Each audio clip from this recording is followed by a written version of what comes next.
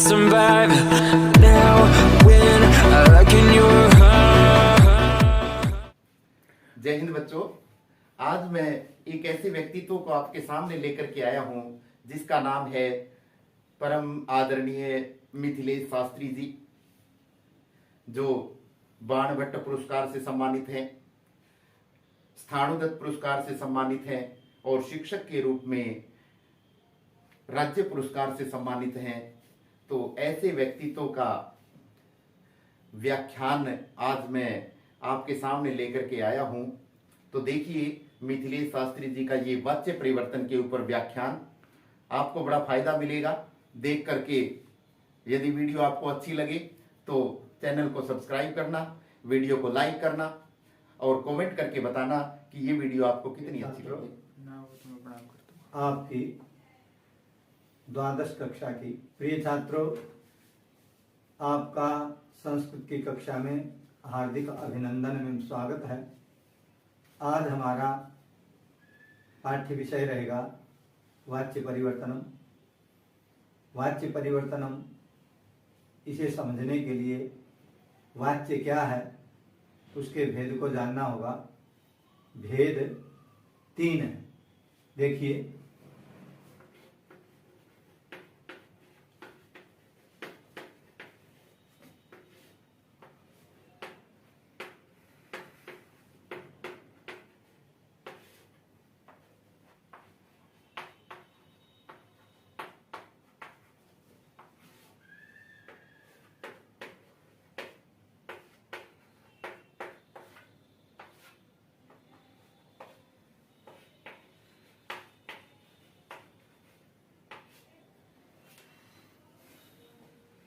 मैंने भेद स्पष्ट किए कर्तृवाच्य, कर्मवाच्य और भाववाच्य।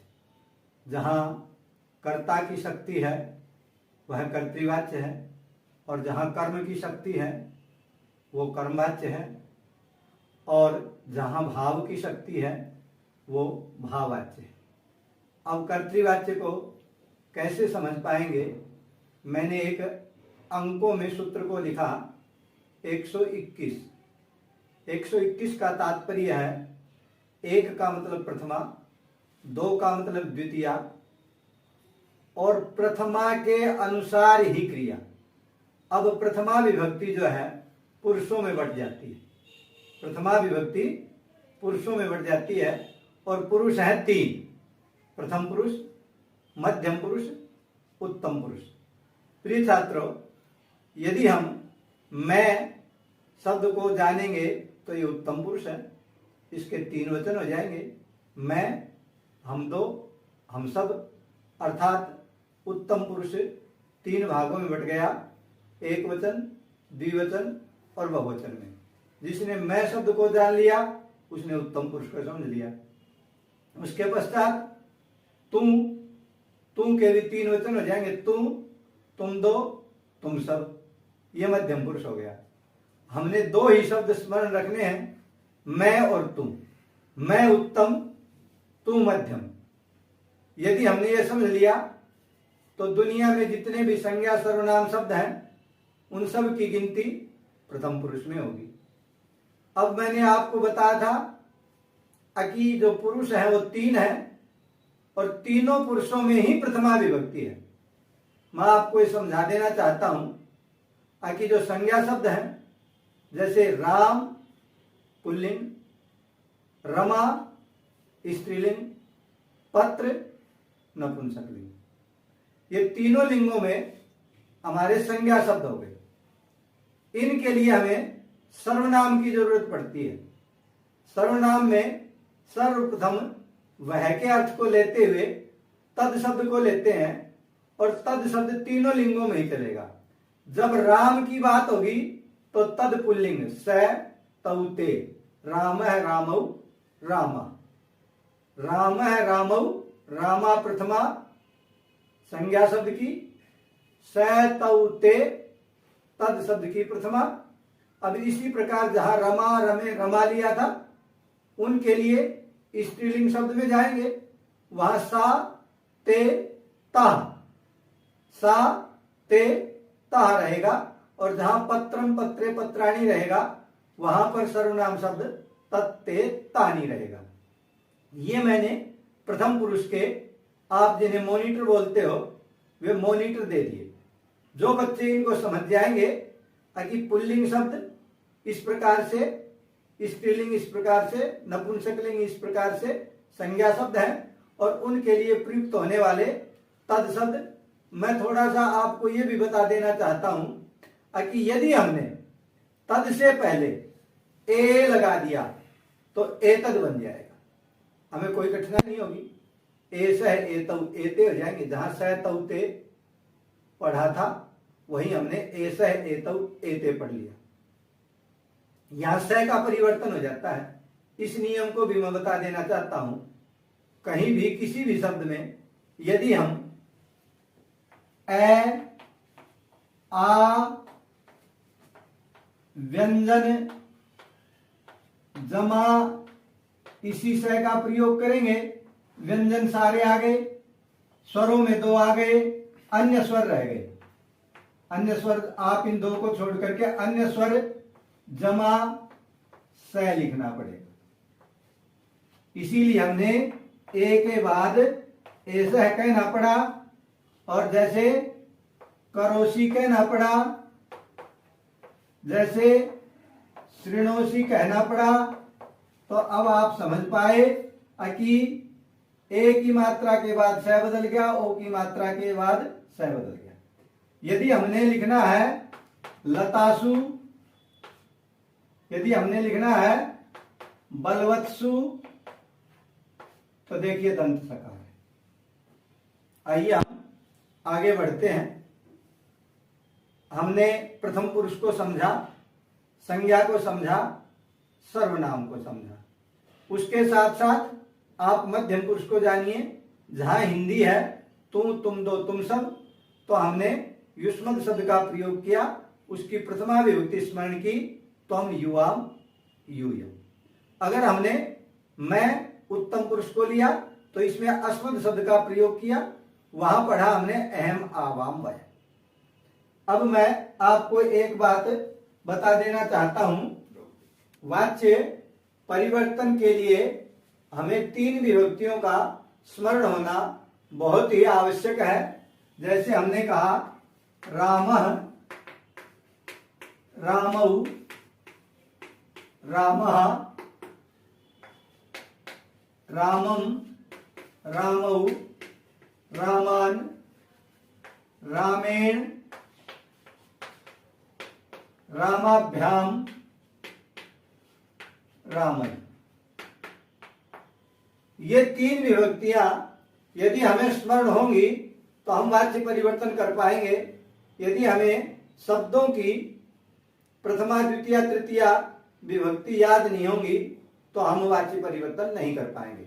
इसके साथ साथ हमें अधिक नहीं तो लट,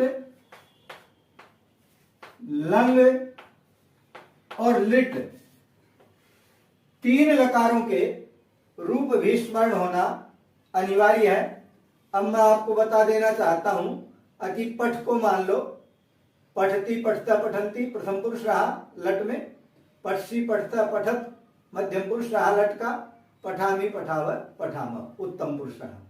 सरलता के लिए इसी को हम लिट में ले जा सकते हैं, बड़ी सरलता है, प्रत्यय वही है। यहां था पठ जमा ती, ये लट का रूप है, और यहां पठ जमा शति का प्रयोग हुआ। जैसे ही मैं इसको ई की मात्रा लगाऊंगा तो ये दंत सकार से तालव्य मूर्धन्य सकार में बदल जाएगा। तो बड़ी आसानी है लट और लिट को जानने में। तीता अंति सीतत है लट में रहेंगे और शति शत शंति प्रत्यय लिट में रहेंगे। लंग की रूप रचना के लिए हम प्रत्येक धातु से पूर्व में अ का प्रयोग करेंगे, अंत में उसके प्रत्यय लगाएंगे। जैसे अपठ, अपठ, अपठ, 9 जगह लिखा, वहां लगाइए तय, ताम, अन, विसर्ग, तम, तय, अम, आव, आम। ये प्रत्यय हो गए तो हमें तीन लकारों में रूप रचना याद हो गई। जब ये हमें इतनी बात याद हो जाती है तो उसके बाद हम किस प्रकार से साधारण वाक्य बनाएंगे और किस प्रकार से हम उसको कर्म वाच्य में परिवर्तन करेंगे। आइए मैं आपको आगे की बात कुछ उदाहरणों द्वारा बताता हूं। मैं इस कालांश में केवल आपको लट लकार का ही वाच्य परिवर्तन सिखा पाऊंगा। कालांश छोटा है। अब देखिए हमारी ये कर्तृवाच्य क्रिया है और ये कर्मवाच्य क्रिया है।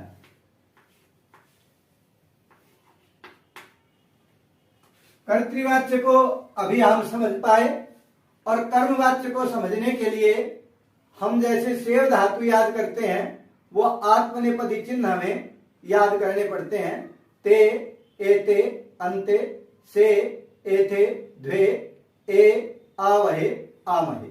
जब तक हमें लट के ये 9 प्रत्यय याद नहीं हो पाएंगे तब तक हम वाच्य परिवर्तन कर्तृवाच्य से कर्मवाच्य में नहीं कर पाएंगे, क्योंकि ये कर्मवाच्य की क्रियाएं हैं। हमने कहा पठ जमा य जमा ते, तो ये क्या बना? पठ्यते। नियम समझ लीजिए, धातु जमा य जमा आत्मनेपदी प्रत्यय। यदि ऐसा कर देंगे तो कर्मवाच्य की क्रियाएं तैयार हो जाएंगी। हमें आत्मनेपदी चिन्ह याद हो, धातु क्या है और उसके साथ यह का प्रयोग। आइए, जैसे पठती का तो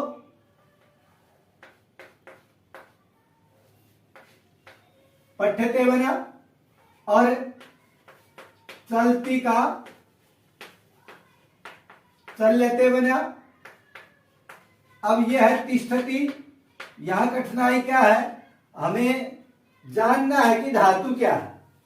धातु हमारी स्था है। जितनी आ वाली धातुएं होंगी उनका ई में परिवर्तन हो जाएगा। स्था धातु थी, ई में परिवर्तन हो गया, यह लग गया, स्थीयते बन गया। पा धातु का साधारण रूप पिबती बनता है, यहां पीयते रूप हो जाएगा। दा धातु का ददाती या यच्छति रूप होता है, तो यहां हमारा दीयते रूप हो जाएगा। इसी प्रकार दृश्य धातु का पश्यति रूप होता है, तो जब कर्मवाच्य की क्रिया सिद्ध करेंगे तो दृश्यते रूप हो जाएगा। यह हमारा एक सरल तरीका है।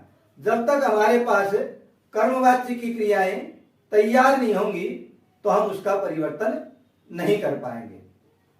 हमने अभी समझाया था आरंभ में ही हमें पुरुषों का ज्ञान होना भी जरूरी है। जो हम प्रथमा विभक्ति है वो प्रथम पुरुष की है, मध्यम पुरुष की है या उत्तम पुरुष की है। इसको जब तक हम नहीं समझ पाएंगे और उसका वचन नहीं समझ पाएंगे तो हम वाच्य परिवर्तन नहीं कर पाएंगे। आइए मैं एक वाक्य लिखता हूं। हमने कहा रामः पाठम पठति। रामः पाठम पठति, यह कर्तृवाच्य का वाक्य है, अर्थात इसका 121 का नियम है। सरलता के लिए हम पेंसिल से लिख सकते हैं, उसको साफ कर सकते हैं। हमारे पास एक वाक्य हमारे प्रश्न पत्र में मिलेगा, चाहे वो कर्तृवाच्य का हो चाहे वो कर्मवाच्य का हो। उसके नीचे हम अपना नियम लिख ले, 121 या 311। अब मैंने 1 के नीचे 3 लिख दिया, 2 के नीचे 1 लिख दिया, 1 के नीचे 1 लिख दिया। इसको जो समझ लेंगे उनका कभी भी वाच्य गलत नहीं होगा। यह कहता है कि ये प्रथम पुरुष एक वचन है या प्रथम पुरुष द्विवचन है या प्रथम पुरुष बहुवचन है, या मध्यम पुरुष एक वचन है या मध्यम पुरुष द्विवचन है या मध्यम पुरुष बहुवचन है, या ये शब्द जो लिखा गया है उत्तम पुरुष एक वचन है या उत्तम पुरुष बहुवचन है, ये जानना जरूरी है। अब इसकी जब हमने विश्लेषण कर लिया, इसके स्वरूप को समझ लिया, तो इस स्वरूप के अनुसार ये क्रिया लगी। अब राम है प्रथमा विभक्ति का एक वचन है और जानने के लिए प्रथम पुरुष एक वचन है, इसीलिए प्रथम पुरुष एक वचन है तो पठती हो गया। अगर ये प्रथम पुरुष द्विवचन होता तो पठता हो जाता। अगर ये प्रथम पुरुष बहुवचन होता तो पठंती हो जाता। अब देखिए, अब इसकी तृतीया में जाना है, इसी शब्द की तृतीया विभक्ति में जाना है। तो हमने कहा था कि प्रथमा द्वितीय तृतीया हमें याद होनी चाहिए, तो हमें याद है तो हम प्रथमा विभक्ति से तृतीया विभक्ति में चले गए। अब यहां आए, अब ये कहते हैं कि द्वितीया से प्रथमा में जाओ, तो कुछ शब्द लिंगों के अनुसार जब नपुंसक लिंग होता है शब्द, तो उसकी प्रथमा भी वैसी और द्वितीया भी वैसी। अगर स्त्रीलिंग है तो प्रथमा द्वितीया में भेद होगा, नपुंसक लिंग में समानता होगी, पुल्लिंग में भिन्नता होगी। तो ये शब्द पाठ है था, तो द्वितीया बनी पाठम, और प्रथमा ले आए तो पाठ बन गया। अब पाठ बन गया तो यहां फिर उसी समझना है, जैसे इसको समझा था पुरुष को, अब इसके पुरुष को समझना है। ये तो पाठ शब्द है, ना तू है ना मैं। अगर तू मैं की बात होती तो तू होता तो मध्यम पुरुष होता है, मैं होता तो उत्तम पुरुष होता है। जब ये तू मैं है ही नहीं तो ये स्वतः ही प्रथम पुरुष है।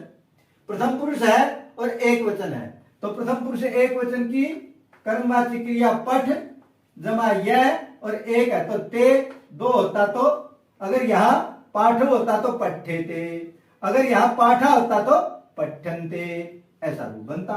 तो रामेण पाठः पठ्यते। मैं आपको सर्वनाम के बारे में भी बताऊंगा, मैंने संज्ञा के बारे में बताया, सर्वनाम के बारे में आपको बताते हैं। हाँ। प्रिय छात्रों, अब हम सर्वनाम के वाक्य की बात कर रहे हैं, किस प्रकार से सर्वनाम व प्रधान वाक्य है उसको हम बदल पाएंगे। तो जैसे हमने कहा स गृहम गच्छति, फिर मैंने उसी प्रकार से उस नियम को लिखा 1 2 1। स मैंने कहा तू और मैं है तो समझ लो तू मध्यम पुरुष, मैं उत्तम पुरुष। तू में त्वम युवाम यूयम था और मैं में अहम आवाम वयम था। ये नहीं है तो कोई भी संज्ञा कोई भी सर्वनाम है तो प्रथम पुरुष है, तो ये प्रथम पुरुष का एक वचन है। प्रथमा विभक्ति तो है ही, प्रथमा विभक्ति तो मध्यम पुरुष में भी रहेगी, प्रथमा विभक्ति तो उत्तम पुरुष में भी रहेगी, प्रथमा विभक्ति प्रथम पुरुष में भी रहेगी, तीनों ही वचन रहेंगे तीनों पुरुषों में। तो अब हमने यहां कहा 3 1 1। मैं आपको नियम बता करके चला था प्रथमा को तृतीया में परिवर्तन करना है। तो स का तद शब्द है, उसकी हमने रूप रचना की, तो हम यहां गए तेन में, तेन। अब ये नपुंसकलिंग शब्द है तो इसकी ऐसी प्रथमा रहेगी ऐसी द्वितीया रहेगी, गृहम। अब ये जानना है कि धातु क्या है, ये थी गम धातु, हलंत था, उसके ये लगाया ते लगाया, तेन गृहम गम्यते। अगर ये द्विवचन में होता तो गृहम गच्छतः, अगर ऐसा वाक्य होता तो फिर इसका द्विवचन होता। जैसे ये क्या था, प्रथमा का द्विवचन, ये द्वितीया का एक वचन, इसके अनुसार ये क्रिया। अब यहां 3 1 1 की स्थिति फिर रहेगी, यहां हम लेके आए ताभ्याम, और यहां गृहम का गृहम, क्योंकि नपुंसकलिंग शब्द है।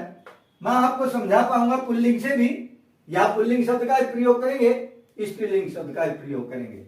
अब यहां गम है, ये एक वचन है, प्रथम पुरुष का एक वचन है, इसीलिए ते क्रिया फिर आई गम्यते, ताभ्याम गृहम गम्यते। द्विवचन का वाक्य हमने लिया, बहुवचन का लेंगे, यहां पर ते। अब हम कहते हैं ते ग्रंथान पठन्ति,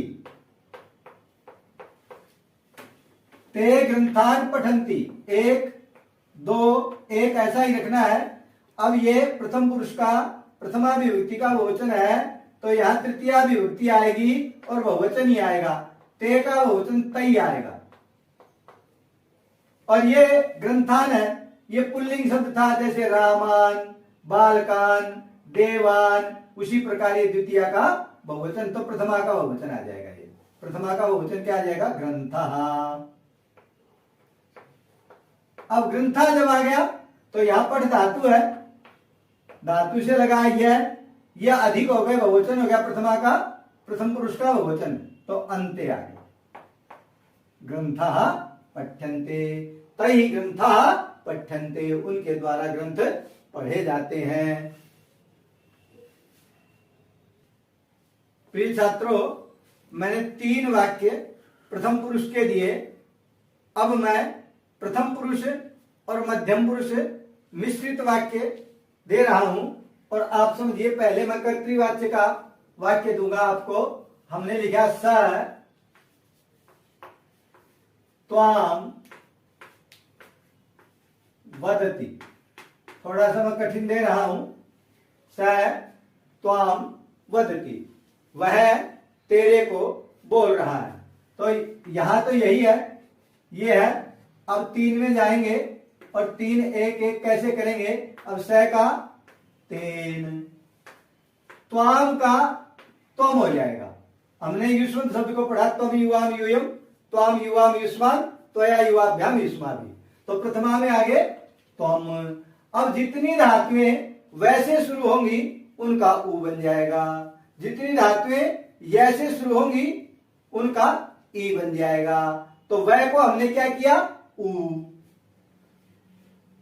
द आगे है ही, क्योंकि वध का द हलन था, तो यह विदा हलंत रह जाएगा। इसके साथ यह आ जाएगा, ये हो जाएगा उद्यते।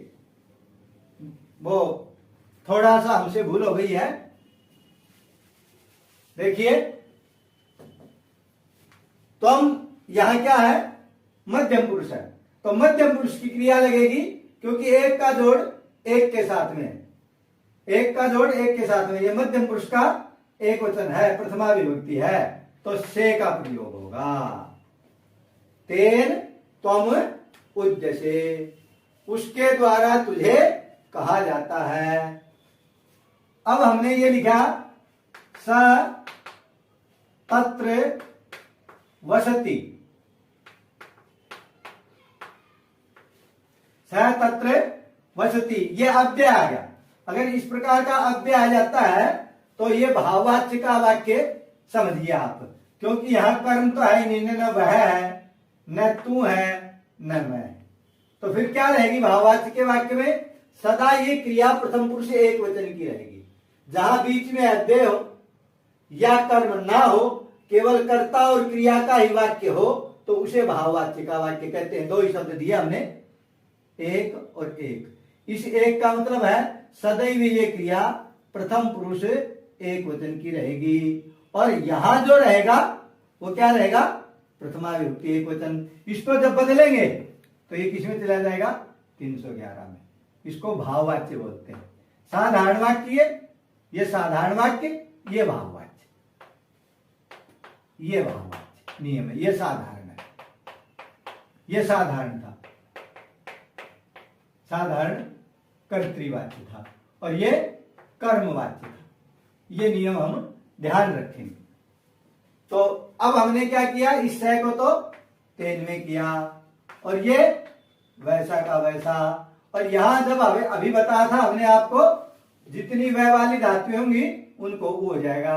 हमने एक नियम और बताया था, ए आ के बाद, जैसे यहां ए है तो ये स है, उ है तो स बदल गया, यह लग गया, और फिर प्रथम पुरुष एक वचन की क्रिया है, भाववाच्य की क्रिया। तेन तत्र उच्यते, तेन तत्र उच्यते। हम बता रहे हैं त्वम माम पश्यसि, ये मध्यम पुरुष और उत्तम पुरुष का वाक्य है। तू मेरे को देख रहा है, तू मेरे को देख रहा है, तो तेरे द्वारा मैं देखा जा रहा हूं। इस प्रकार की हिंदी होगी तो ये 121 311। अब इसकी तृतीया जब बनाएंगे तो त्वया बन जाएगी। त्वम युवाम यूयम, त्वाम युवाम युष्मान, त्वया युवाभ्याम युष्माभि। अब इसको चलाया, इसकी प्रथमा में जाएंगे तो अहम बनेगा। अब इसके साथ मेल करना है क्रिया का, तो इसकी धातु देखनी है। इसकी धातु देखी तो पाई हमें दृश्य, इसकी धातु मूल है दृश्य, दृश्य यह, और यह है मैं है तो उत्तम पुरुष के एक वचन में गए वहां प्रत्यय है एस, ये बनेगा। त्वया अहम दृश्य, तेरे द्वारा मैं देखा जाता हूं। इसी को हम दूसरी रूप में लेते हैं, अहम त्वाम पश्यामि। ये मध्यम पुरुष से उत्तम पुरुष की ओर गया, ये उत्तम पुरुष से मध्यम पुरुष की ओर जाएगा। यहां 1 2 1, यहां उत्तम पुरुष है तो उत्तम पुरुष में ही हम इसकी तृतीया में गए, तो यहां बनाया हमने ये 3 1 1 का नियम बार बार लिखेंगे। त्वाम का क्या बनेगा? त्वम। अब ये क्या धातु है? दृश्य, इससे लगा यह, तू है तो क्या लगाया? से।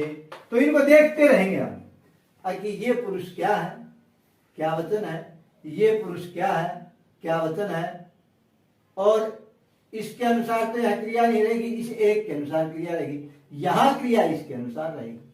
अगर इसको, अब हमने आपको कर्तृवाच्य के वाक्य समझाए, अब हम कर्मवाच्य से कर्तृवाच्य की ओर आते हैं। प्रिय छात्रों, हम फिर आगे बढ़ते हैं और कर्म वाच्य से कर्तृवाच्य में आएंगे। अब हमारा जो पहला वाक्य होगा वो 311 के नियम का होगा, उसे देखिए। हम यहां लिखते हैं आवाभ्याम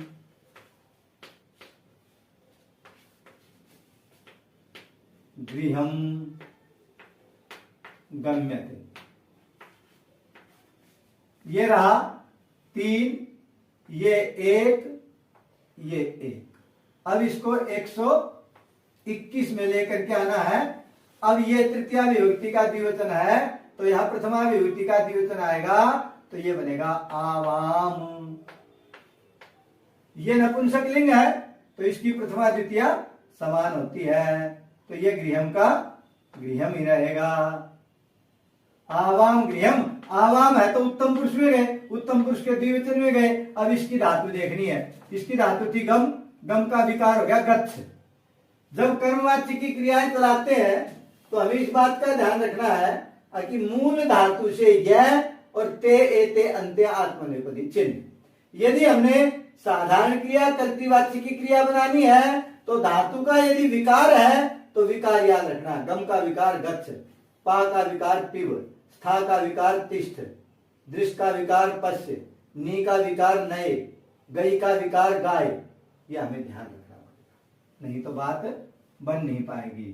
तो इसकी मूल धातु थी गम, विकार हो गया गच्छ, आवाम के अनुसार इसकी क्रिया, तो क्या आ जाएगा? गच्छावः। आवाम गृहम गच्छावः, हम दोनों घर जाते हैं, हम दोनों के द्वारा घर जाया जाता है। आइए अब हम लिखते हैं युष्मा भी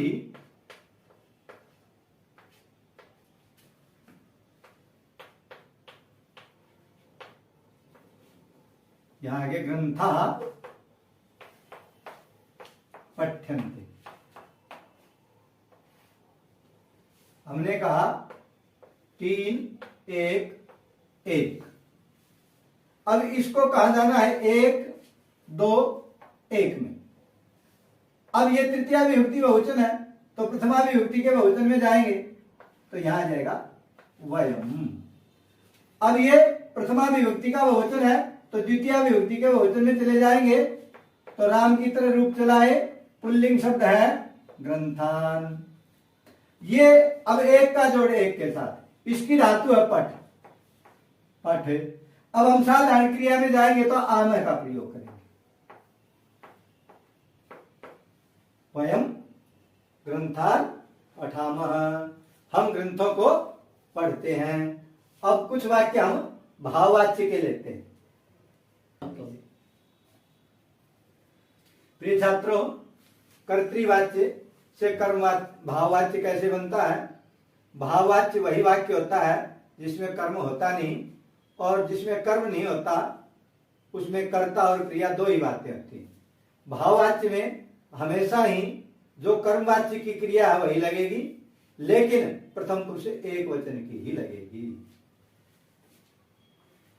हमने कहा बालकः पठन्ति, बालकः पठन्ति, ये प्रथम पुरुष है, प्रथमा विभक्ति बहुवचन है। मतलब एक का मानने का मतलब है, एक का मानने का मतलब है कि इसको समझना हमने, ये कहाँ की चीज है, ये प्रथम पुरुष की है, प्रथमा विभक्ति का बहुवचन है। जब इसको समझ लेंगे तो इसको समझ पाएंगे। इसी प्रकार से ये क्रिया जो थी इसके अनुसार थी प्रथमा विभक्ति का बहुवचन, एक का जोड़ एक के साथ यहां हमने दिया, और इसको हम 311 में बदल देंगे। तो ये जब प्रथमा बहुवचन है तो तृतीया बहुवचन क्या बन पाएगा, बालकही। अब यहां क्या करेंगे, एक ही बात बताई कि हमेशा ही जो धातु है उसके यह लगा दो, पठ्य हो गया। अब यहां भाववाच्य की कर्म तो था ही नहीं, कर्म नहीं है तो क्या करना है, केवल ते ही जोड़ना है। भाववाच्य में तो ते ही ते जोड़ते चले जाएंगे, यहां परिवर्तन करते चले जाएंगे। यदि यहां प्रथमा विभक्ति एक वचन है तो तृतीया विभक्ति एक वचन, यहां प्रथमा विभक्ति द्विवचन है तो तृतीया विभक्ति द्विवचन, यहां प्रथमा विभक्ति बहुवचन है तो तृतीया विभक्ति बहुवचन। अगर मध्यम पुरुष है तो उसी प्रकार मध्यम पुरुष में बदलते जाएंगे। त्वम युवाम यूयम और त्वया युवाभ्याम युष्मा भी, इस प्रकार से बदलते जाएंगे। जैसे मैं आपको उदाहरण दे जाता हूं, त्वम पश्यसि, अब ये क्या है, मध्यम पुरुष है, मध्यम पुरुष में प्रथमा विभक्ति एक वचन है, मध्यम पुरुष है इसीलिए सी का प्रयोग है। मध्यम पुरुष के चिन्ह अलग है क्रियाओं के, उत्तम पुरुष के चिन्ह अलग है। जब तक हमारे पास मूल सामग्री स्मरण नहीं होगी तो हम बदल नहीं पाएंगे। तो इसको 311 में हम परिवर्तन करते हैं। जब हम जाएंगे विस्मत शब्द का रूप पढ़ते तृतीया में तो तम का युवा बन जाएगा। इसकी मूल धातु देखनी है, जो हमारी कर्मवाच्य की क्रिया है वो प्रथम पुरुष एक वचन की यहाँ प्रयुक्त होगी, और क्रियाओं का यहाँ भाववाच्य में कोई महत्व नहीं है। ये दृश्य धातु थी, दृश्य के यह लगाया फिर ते लगाया, तो यह दृश्यते ऐसा हो जाएगा। अब हमने कहा तेन उष्यते, तेन उष्यते, ये भाववाच्य का वाक्य है। तो इसमें क्या है, ये तृतीया, ये प्रथम पुरुष एक वचन की क्रिया, तो इसको कहा जाना है एक में, और एक के अनुसार फिर एक। इसका क्या बनेगा, स। इसकी धातु पड़ी वस। मैंने बताया था जिन जिन धातुओं के पहले वह होगा उनका उ बन जाएगा। तो ये वस धातु, और ये स है तो टी होगा, वस। अब मैं उत्तम पुरुष का वाक्य देता हूं आपको। हमने कहा अस्माभिः गम्यते, अस्माभिः गम्यते, हमारे द्वारा जाया जाता है। 311 है, और यहाँ 11 की बात आ जाएगी। तृतीया का बहुवचन है तो प्रथमा का बहुवचन आ जाएगा। वयम, और वयम के अनुसार क्रिया, इसमें गम धातु है, गम को पढ़ा गच्छ। अब इसके उत्तम पुरुष के बहुवचन में गए प्रत्यय में तो यहां लगाया आमः। वयम गच्छामः, अस्माभिगम्यते वयम गच्छामः। आप समझ पाए, हमने केवल तृतीया विभक्ति तक शब्द रूपों को स्मरण करना है। कर्मवाच्य की क्रिया बनाने के लिए धातु के साथ यह जोड़ेंगे, अंत में जो प्रत्यय जोड़ेंगे, जो सेव धातु वाले हैं, आत्मनिपदी प्रत्यय हैं, उनको जोड़ेंगे। ते एते अंते, से एते द्वे, ए आवहे आमहे। इधर हम जो जोड़ेंगे साधारण क्रियाओं में कर्तृवाच्य में, उनमें लट में रहेगा ती तह अंति, सी थ थ आमी आवा आम। हमने कर्तृवाच्य कर्मवाच्य समझने के लिए सबसे प्रथम कुछ संज्ञा शब्दों के प्रथमा द्वितीया तृतीया के रूप स्मरण करने हैं। उसके साथ लट का अगर वाच्य परिवर्तन सीखना है तो लट के प्रत्यय याद कीजिए, पठती पठता पठंती। इसके साथ आप उसको बदलना सीखिए। कर्मवाच्य में अगर पठ धातु है यह लग गया, उससे सेव वाले चिन्ह आत्मनेपदी चिन्ह लग गए। जैसे पठती, पठता, पठंती, उसका बदलाव होगा पठ्यते, पठ्यते, पठ्यन्ते, पठसी, पठथा, पठत, वहां बदलाव होगा पठ्य से पठ्येथे, पठ्यद्वे, पठामी, पठाव, पठामह, इनका बदलाव होगा पठ्ये, पठ्यावहे, पठ्यामहे। सब बदलाव परिवर्तन हमें आरंभ में कर्तृवाच्य में कर्ता को पहचानना है, उसका पुरुष और वचन पहचानना है, उसी अनुसार क्रिया लगानी। कर्मवाच्य में कर्ता पर जोर नहीं देना। दो बातें हैं, कर्ता तो तृतीया में चला गया, अब क्रिया का मेल करने के लिए हम कर्म के पुरुष को और कर्म के वचन को, कर्म के पुरुष को और कर्म के वचन को पहचान करके फिर धातु को पहचानना है। मूल धातु से यह लगाना है और आत्मनेपदी चिन्ह लगाने हैं, तब जाकर के कर्मवाच्य की क्रिया बन पाएगी। आज हम यही सीख पाए हैं, आगे के कालांश में हम और सीखेंगे। जयतु संस्कृतम, जयतु संस्कृत भारती। सभी का धन्यवाद और ध्यानपूर्वक रहिए और पढ़ते रहिए। परीक्षा का समय बहुत नजदीक है, लग जाइए पढ़ाई। धन्यवाद।